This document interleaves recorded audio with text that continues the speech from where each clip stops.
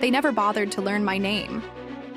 To them, I was just the assistant, the one who took notes, booked meetings, poured coffee, and when something went wrong, they always looked at me.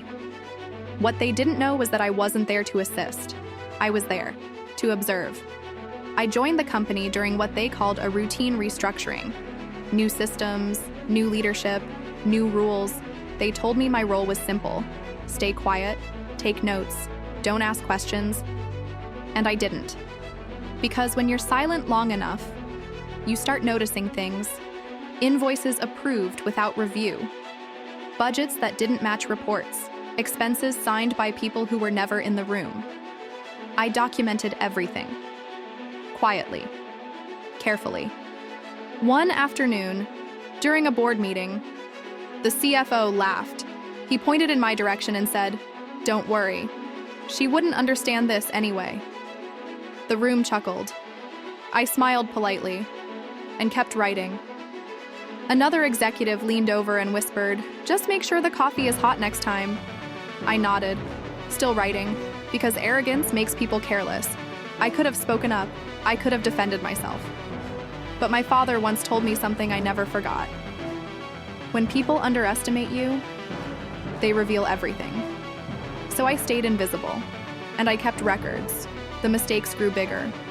A missing payment here, a misfiled report there. They blame juniors. They blame systems.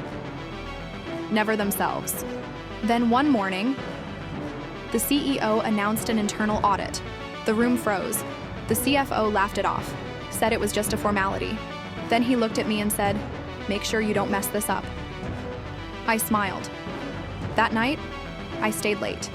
If this was a formality, I was about to make it very formal. Audit day arrived. Executives sat confident, relaxed, almost bored, until the auditor asked for documentation, receipts, approvals, email trails. That's when the room went quiet, because every file they needed was already prepared, perfectly organized, time-stamped, verified. The auditor looked at the CFO, then back at me, and asked, "Are you part of the audit team?"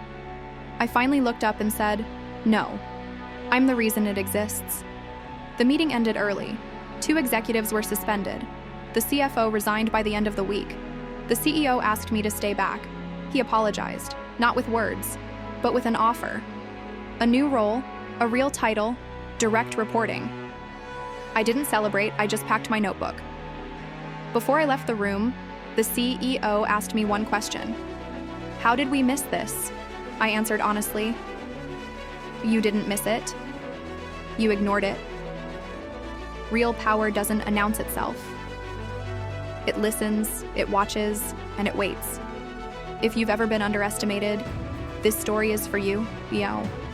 And if you enjoy stories like this, subscribe.